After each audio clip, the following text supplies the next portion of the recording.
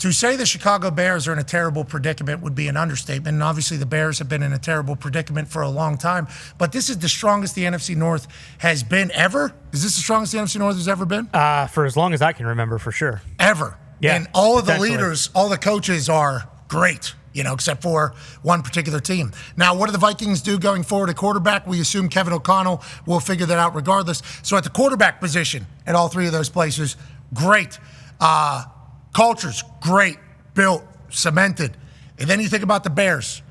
Caleb Williams have a shot here to get a fair judgment on whether or not he's a guy. I just asked D-Butt what happens to Caleb in 5 years, and I know you probably didn't get a chance to watch all of the film from last night because you were also calling your game. There's moments where Caleb was doing some Caleb stuff, and then there's a lot of easy misses. You talk about layups, and you talk about a guy maybe hearing footsteps, seeing ghosts, and then the sideline shit, and then what they're going through right now. 5 years from now, you think Caleb's okay? 5 years from now, you think the Bears are okay? What are your thoughts on the future of he and the team that he was drafted number one overall to? Yeah, it's the most important hire in the history of the organization, their next head coach. So do I think he'll be okay? I have to see what that answer is. I have to see who they hire. He's talented enough. This division, the NFC North, is a lot like the AFC West when it comes to the teams that have and have not. Caleb, here's my concern about Caleb. He hasn't improved this year. He's the only quarterback as a rookie this season playing that hasn't improved and hasn't developed. All the other guys have. Jaden absolutely has. He's gotten better throughout the year. Drake May has gotten better throughout the year. Bo Nix unquestionably has gotten better throughout the year. And the stuff that has been the issue or the wart or the concern or question coming out of school is still very much so the concern. The playmaking, right? He's still a playmaker, and he's not enough of a quarterback right now. What I mean by that is you talk about some of the easy misses. You talk about playing in rhythm. You talk about taking easy completions, seeing the field clean, getting the ball out in rhythm on timing. That's the quarterbacking of the position. He doesn't do that consistently enough. He didn't at USC. He's got 4 plays a game that there's 5 people on the planet that are going to make, but that is only going to last so long. He's still so young, but you got to figure out who they hire before answering that question. Kevin Warren will get it right. We know that. And so will Ryan Poles. And good luck to Caleb. Hey, we can't wait to watch you, bub. Good luck out there. Hard job, NFL quarterback. I don't love the body language. I don't love it. I don't love, the yesterday's body language. We all know it sucks. Everybody knows, but I don't love that where it's like, oh my gosh, this is the worst. I want somebody to not blink in that situation if I was a team. I'm not going to talk about any of that because I've spoke about other teams and how it all looks with the way they act. Mm-hmm. And, I've been attacked. Now, inevitably right, but that doesn't matter. That's neither here nor there. Caleb's going through it for the first time, long time. Hopefully they do get it right going forward. Let's talk about the game that you called, Falcons, Raiders. Big conversation over there is, was Kirk Cousins going to be able to bounce back? Was Kirk Cousins going to be able to do some things? Threw a touchdown, first quarter. First time, good ball. 5 games, first touchdown in 5 games. Had 8 picks going into this, no touchdowns in the last 4 weeks. Then he throws a touchdown first quarter. This game, I didn't watch all of it. I was keeping up with the score and everything. Seemed like it was a terrible football game. Mm-hmm. And did Kirk Cousins answer any questions last night while you were on the call, Dano? No, I would say he exacerbated those questions and concerns, So I'll take you guys into the production meetings and the conversations with Kirk in Atlanta, even before we get to the game. Talking with Kirk, some of the takeaways that were a little bit surprising, and I'm a massive fan of his, was, asking why the struggles or, how do you explain them? And he couldn't. In his words, he was like, honestly, I walk away going, why did I do that? And so for a guy who's played as long as he's played, and this play, that interception is such an indicative thing. I understand the ball gets tipped. It's probably getting picked anyway. But the takeaway watching the game was he doesn't trust his eyes right now. He doesn't have a confidence in what he's seeing. And I said to him on the production meeting, I'm like, one of my things that I've loved about you as a player is like, you play convicted. Like, you put your back foot in that ground and that ball comes out and you trust what you see. And sometimes it does lead to an interception, but 8 out of 10 times it leads to really good plays. And watching last night, it just doesn't look like that. It doesn't look like he trusts in what he's seeing. And when he's saying, I don't know why some of the things are happening turnover wise. And he said he came out of the bye week. They had their bye week 12. And he went into the bye thinking, I got to push the ball downfield more. I got to be more aggressive. I got to get Drake London more involved. And he thinks that maybe him trying to do too much or live up to the expectations lessened the play and created some of those mistakes. But it is really interesting to watch kind of how he's going about playing. He looks nothing like the player that he used to be. He won't move in the pocket. He won't get through progressions that much right now. And physically, he just, I don't want to make people think he was Josh Allen at some point, but he could throw it. Like, Kirk he doesn't, like last night I'm going, at some point we got to put our foot in the ground and rip a throw. And that's just not happening. And so I just think he's stuck. I think he's in a mental pretzel. You think it's a confidence thing? It sounds like it's a confidence thing because you talk about conviction. Conviction normally comes with confidence. Letting it rip normally comes with confidence. Is it not understanding the offense that they're running down there? Is it not a belief in himself? What do you think? I think it's definitely an understanding. He's a smart guy and he's played in a lot of football. I think that there is a reality of super nerd football stuff. Okay, so his whole career has been play action pass, right? And I've said this before, when you are a predominantly play action passing quarterback, you don't have to be totally locked into what pre-snap is happening defensively. I don't necessarily need to know exactly what the protection is because most play action protections pick up any blitz and the offensive line has to handle it. I don't necessarily have to know exactly what the coverage is because I'm turning my back to the defense, so it can change. It doesn't matter. I'm making a play fake and I'm trying to find an area or a person. If it's cover 1, cover 2, cover 3, it doesn't matter. I'm trying to find an area and a person. He's always excelled at that. He's been the leading play-action passing quarterback in the NFL over the last 5 years. This year, they don't run any of it. They're the least play-action pass offense in the NFL. And so there's a ton more drop back, right? And so there is the demand of, okay, you need to know pressures a little bit more. You need to know how to adjust protections more. You need to be able to see the coverage and what the picture is and the rotation and how it changes from, 2 safeties to 1 safety or man to zone or vice versa. And that has to be... And he doesn't have a ton of reps doing that. And I think they are scheme-wise a little bit stuck in trying to figure out, well, what's best for the offensive line and the tight ends and the receivers and Kirk. And he's, again, I don't think he's got a great comfort right now in what he's seeing and how he is playing. Okay, so hopefully he's able to find that confidence, but it's tough to remain confident, especially if you have some struggles and the whole world is calling for the number 8 overall pick, even though you've signed a $180 million deal to be the Atlanta Falcons quarterback. How much noise was that? How much noise is that? None? I don't think it's happening. Right. And I love Raheem. Raheem was great talking to, and Raheem was like, listen, he said, one, I came here with a very clear plan. I have watched organizations constantly fail the quarterback and constantly ruin their future because they play their young quarterback too quickly. He's like, I'm not doing it. We have a very clear plan for our future. And he referenced, we want to be built like the Chiefs. I know you guys mentioned this before. I think it was Boston Connor. We want to be built like the Lions. Like that is their vision in Atlanta. And they want to continue to build up their football team talent-wise. And they aren't going to risk the 25 or 26 or 27 season to get Michael Penix on the field. That's just not what their plan is. I also think there is just the reality that they're a game back. God knows anything can happen in this league. They signed Kirk to that deal. So it's, Raheem said, if you go to Michael Penix, you don't go back. We cannot go back. And so, that's, you stick your hand up in the air and admit we made a mistake in many ways if you make that move right now. So I just don't believe that they want to do it. Do I think it's a conversation in their building? I do. Okay, so it's conversation, but you don't think it's part of the plan coming into the year or currently the plan. And you talk about being a game out, getting a win last night, obviously a big deal no matter how it looks. Tampa Bay Buccaneers look vastly different than the Atlanta Falcons right now. I mean, and you talk about confidence, Baker Mayfield has all of it right now happening with him. You mentioned the Chiefs there in your conversation. Remember, Patrick Mahomes sat behind Alex Smith for a year, played in the last week because the Chiefs already locked up home field advantage. He cooked the Denver Broncos. They trade Alex Smith out of town.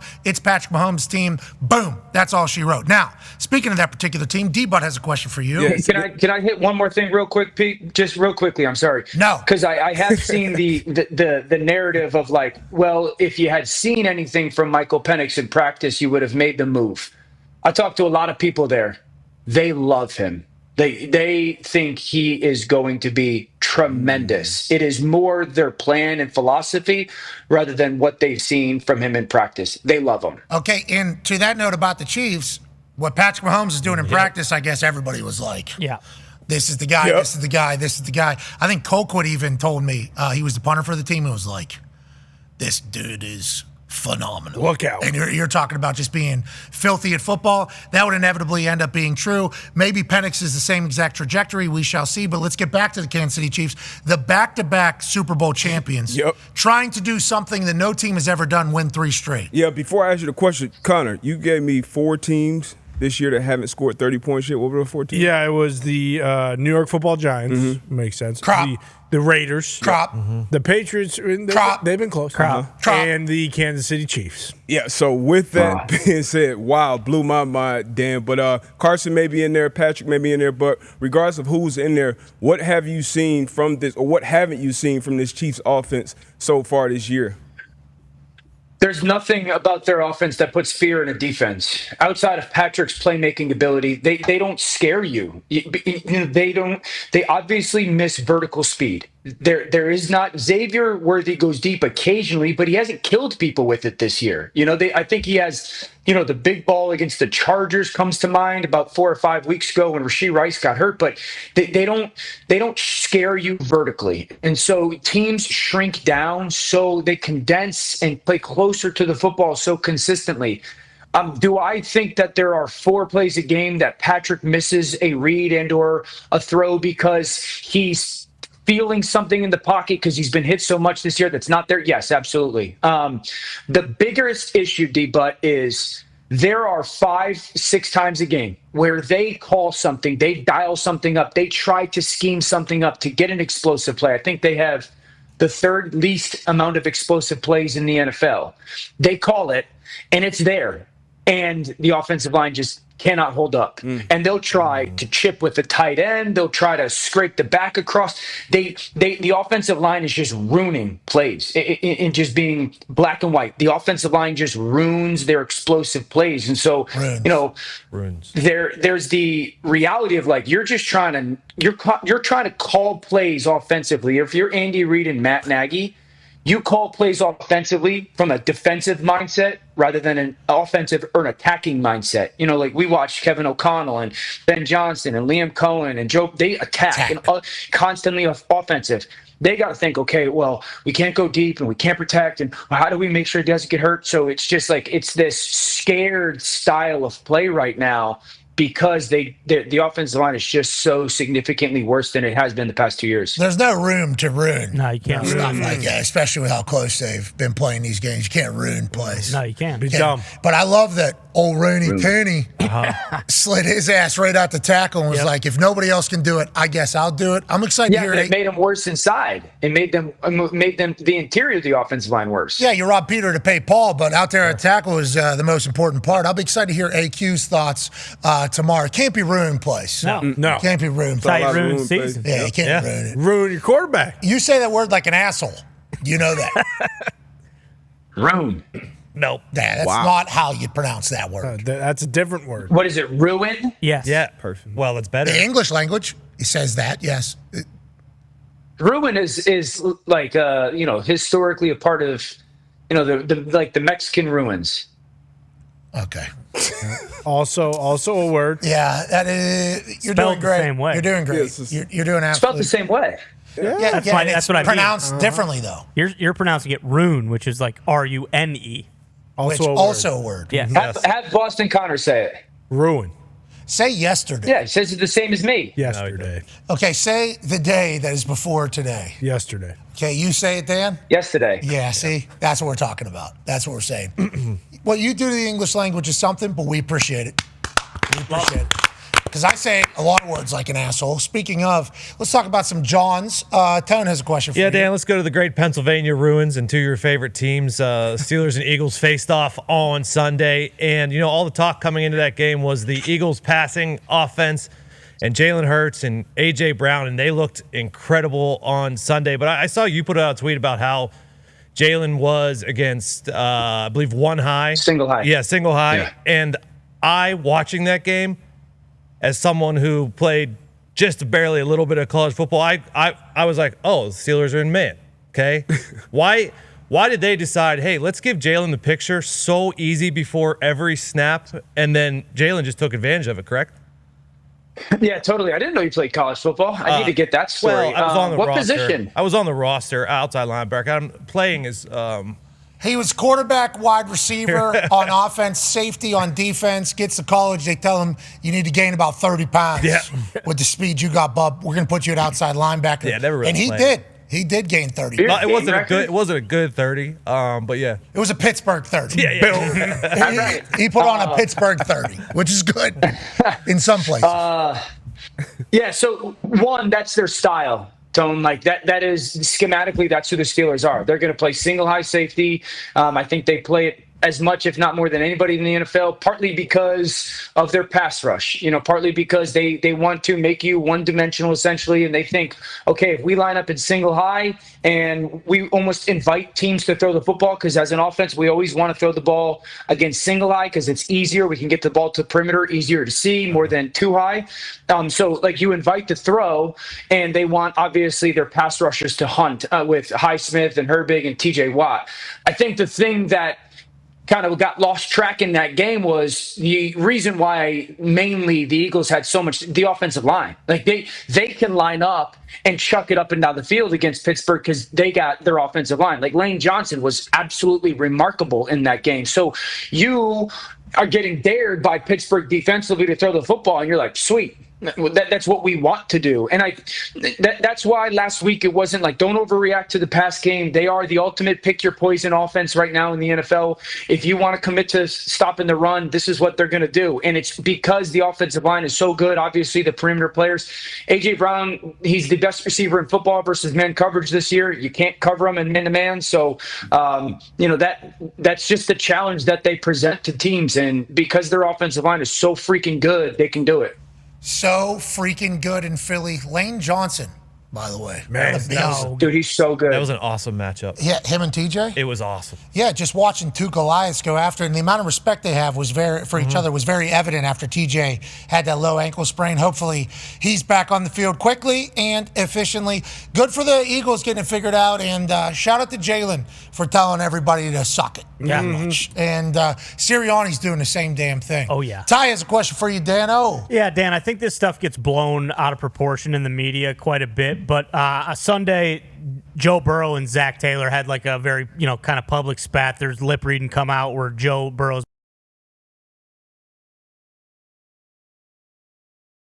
offensive coordinator, but for whatever reason, they just stink. Do you think there's more that meets the eye there? I don't think they're going to move on, obviously, because historically the Bengals aren't going to pay two coaches at the same time, but also they definitely can't afford to have another year like this year where Joe Burrow has an MVP caliber season and they're just completely out of the equation for the playoffs. So how do you think that whole situation is going to play out? Yeah, I don't think that situation is anything. I think that's just Joe's an ultimate competitor and obviously had a frustrating season. He didn't play well on Sunday either. He wasn't the reason that they won the game, essentially. Here's what I do know. Zac Taylor's a really good coach. This is a really good offense. That's not the problem in Cincinnati. The problem in Cincinnati is the defensive side of the football. So if there's going to be a change made, it's going to be a change that has some attachment to the defense, either scheme or people. But offensively, I just don't believe that changing the head coach and play caller is going to drastically change the future. They got to get better players and play better defense. And Brown's not going to pay another head coach. No. If he has to pay Zac Taylor still. Correct. And how that whole thing's going to go, it's going to remain the same. I don't know what's up with that Lou Anarumo defense. It's been tough to watch. Yeah. Love the way Joey has been playing. And maybe next year for the Bengals. Maybe next year. Maybe don't start 1-4 every year, too. Yeah. Well, Might help. if they're able to stop. You're not going to get anybody better either. Like, if you're Cincinnati, who are you going to go get as a head coach that is more accomplished than Zac Taylor? We don't know. Well, there's someone that might be on the trade block. Yeah, which, speaking of, Conman has a question for you. Yeah, Orlovsky. Is Kyle Shanahan getting traded to the Chicago Bears? Because that's kind of the wheel that was spinning this morning on Get Up. And do you think that the 49ers are going to blow it up in some sort of Don't look fashion? off. Don't look off camera and act disgusted. You've been a part of some stupid combos. Your show, brother. This is your show. Yeah. This is your lower third. Yeah, that's Greeny's show. That's Greeny's show. We love Greeny. Multiple Hall of Yep. Fames. We love him. We love him. Dana, Get Up. We know that. Yeah, it is. Dan Orlovsky's. I don't think he's getting traded. No, I think that would be ridiculous if you're San Francisco. Trade Kyle Shanahan for what? First-round pick. Picks? Boom. Couple picks. Remember Herm Edwards was traded Yep. from the Jets to the Chiefs. Tomlin was potentially going to get traded a couple years ago. Gruden. I believe Gruden was traded. From to the Raiders from Yeah. Tampa. Okay, so coaching trades have happened before. It's being talked about for a reason. And if Greeny's talking about it, somebody has mentioned it in that world. Are they okay, that Niners team, in the future? They got to pay Brock Purdy still. Oh, yeah. Like, that is still a very big thing. And then now people I'm hearing say, don't pay Brock Purdy. Oh, yeah. What are your thoughts on the future over there in the Niners? Yeah, there's a lot more unknowns than they've had in the years past. You have an unknown with what they're going to do with Brock Purdy. Now, I would expect them to pay Brock Purdy. You have the unknown of McCaffrey's health. You have the unknown of Ayuk and kind of that. Remember, Ayuk's name was getting flirted around with trade. So how healthy is he going to be? The offensive line took a huge step back this year. Trent Williams got hurt.